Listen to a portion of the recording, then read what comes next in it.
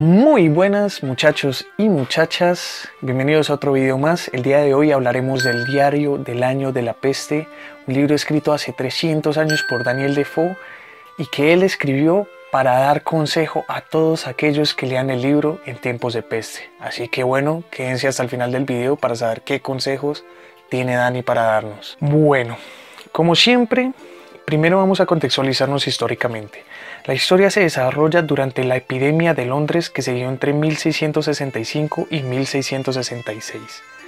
Si tomamos en cuenta que en mi video anterior del Decamerón abordamos la peste de Florencia del año 1348, podemos intuir fácilmente que han pasado más de 300 años de peste con sus altibajos, claro está. Y sí, eso quiere decir que esta peste duró en Europa más o menos unos 400 años.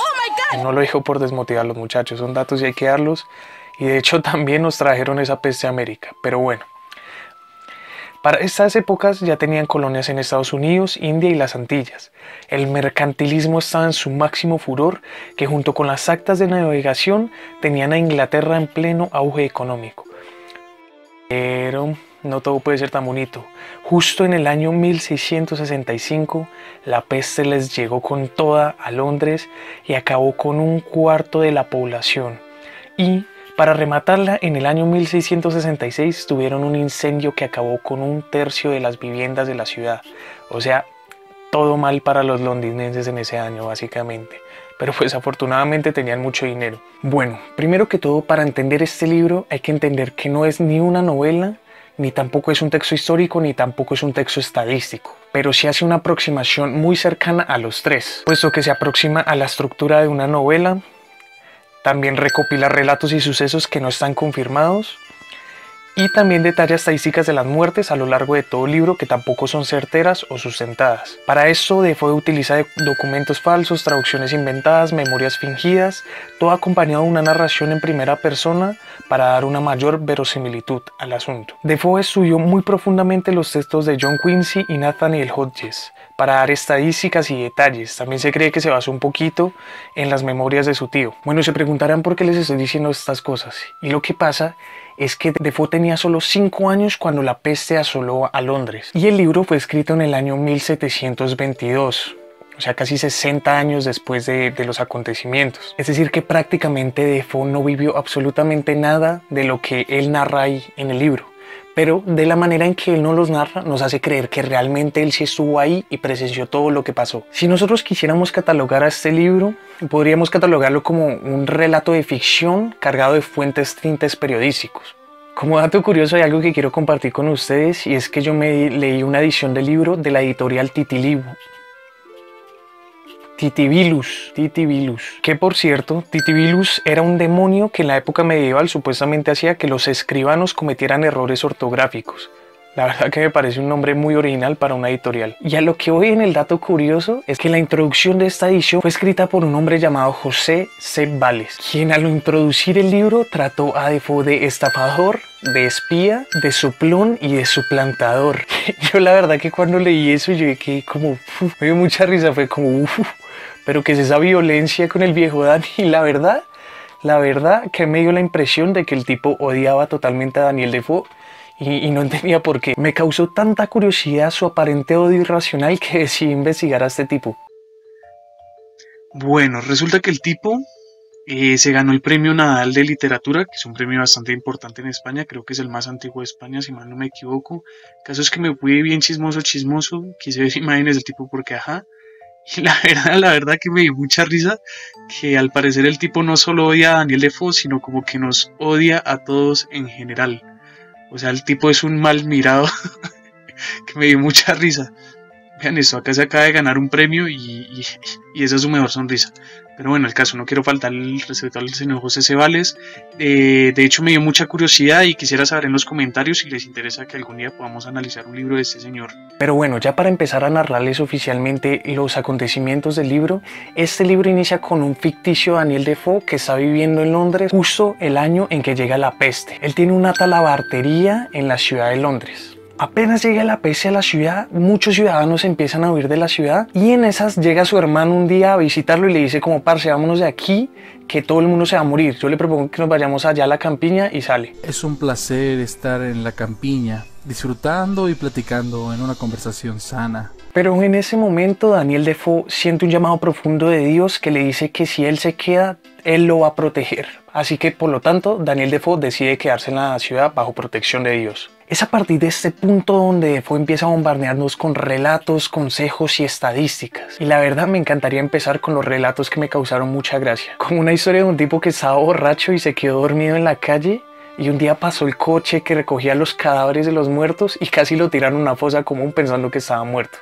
O como cuando una señora le hizo creer a todos que veía un ángel con una espada de fuego en el cielo y de un momento a otro todos empezaron a verla. Como, sí, claro, ahí está, lo veo claramente.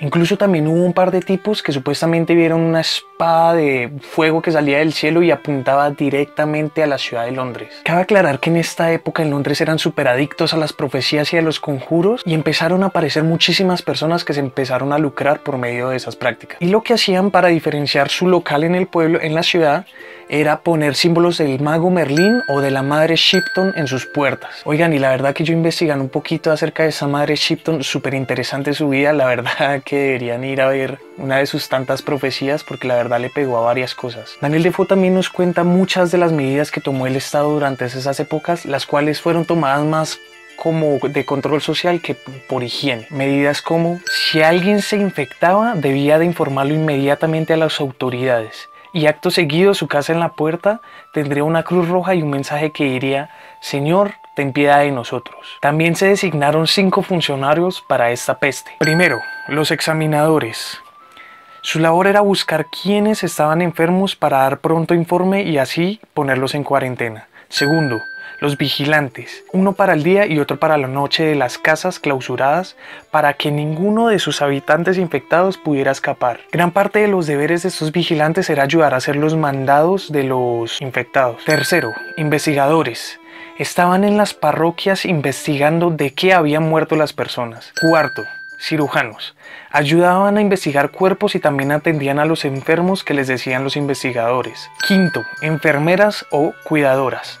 Ayudaban a tratar a los enfermos y por lo general lo que hacían era contratar a criadas sin empleo. Bueno, y es aquí donde quiero empezar a narrarles un poquito lo que fue la parte cruel y dura de la historia, porque muchas veces muchos de los relatos se tornaban en algo parecido a cuentos de terror. Nos cuentan el relato de cómo un hombre vio cómo arrojaban a toda su familia en un foso. Nos cuentan historias de cómo las personas se lanzaban por las ventanas debido a la desesperación que tenían por el enclaustramiento y por el estar infectados. Historias como la de algunas madres o algunos hijos que se asesinaban entre ellos, todo con el fin de ahorrarles el sufrimiento de la peste. Historias de mujeres que después de dar a luz amamantaban a sus hijos y sin querer los infectaban con la peste. Entre muchas otras historias que me dejaron pensando mucho y me llevaron a reflexionar cuán frágil puede llegar a ser el ser humano en estas épocas. El caso es que al año siguiente, después de que empezó a mermar la peste, muchos de los que habían escapado de la ciudad, que por cierto cometieron un error muy grande, puesto que al escapar de la ciudad infectaron a más ciudades de alrededor, el caso es que mucha de esa gente empezó a volver a la ciudad y pensaron que todo iba a estar bien, pero pues no. Los agarró el incendio más fuerte de la historia de Londres y perdón que me ría, pero es que me da risa, es por la mala suerte que tuvieron. O sea, realmente fueron muy salados, en serio que sí. Pero pues como lo dije al inicio del video, pues Inglaterra la verdad que tenía un montón de dinero, pues básicamente entre India, Estados Unidos y las Antillas pagaron la reconstrucción de todo Londres.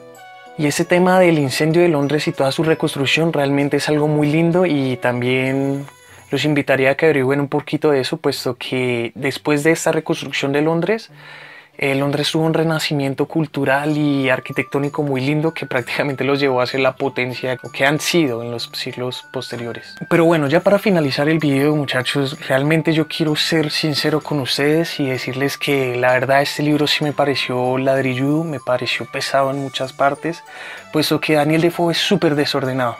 La verdad que me costó muchísimo eso. El libro no tiene capítulos. El libro él como que te empieza a hablar de una cosa, te termina hablando de otra y luego retoma esa primera cosa que empezó a decir. Entonces el tipo tiende a perderse mucho en digresiones y la verdad que me iba dando mal genio. Pues lo que el tipo te decía a ti como, bueno muchachos, ¿quieren que les cuente una historia de 3 hombres? Y fue como, claro, pues Dani, es tu libro, cuéntame lo que quieras. Y el tipo no lo contaba. O sea, el tipo empezaba a hablar de otra cosa. Y después 20 páginas más adelante decía, ay, verdad que les iba a contar una historia de 3 hombres. Pero bueno, mi conclusión es que Daniel Defoe, más que hacer una novela, más que hacer un relato histórico, buscó darnos un consejo. Ese consejo muchas veces tiende a ser un sermón un poquito, puesto que él era muy religioso, pero realmente considero que es totalmente válido, puesto que él desde el inicio del libro nos dice, muchachos, yo escribo este libro por si alguna vez alguien en el futuro se encuentra en tiempos de peste. Y pues adivinen quiénes están en tiempos de peste. Entonces, a la larga, el libro nos dice mucho que todos hacemos parte de un colectivo y que cada acción individual que tú hagas influenciará en ese colectivo. Acciones tanto positivas como negativas. Así que no solo pensemos en nosotros, muchachos. Realmente pensemos en los demás. Tratemos de ayudarnos para salir de esta cosa de la mejor manera que se pueda. Entonces, no siendo más, muchachos, muchas gracias por haber llegado hasta aquí. No olviden de suscribirse, de activar la campanita esa para que lleguen las notificaciones de cada vez que subo un video. Recordarles que no se olviden de ser felices, de siempre leer y de mantener distancia social. Cuídense mucho por ahí y no olviden pensar en los otros, no solo en ustedes. Chau, chau.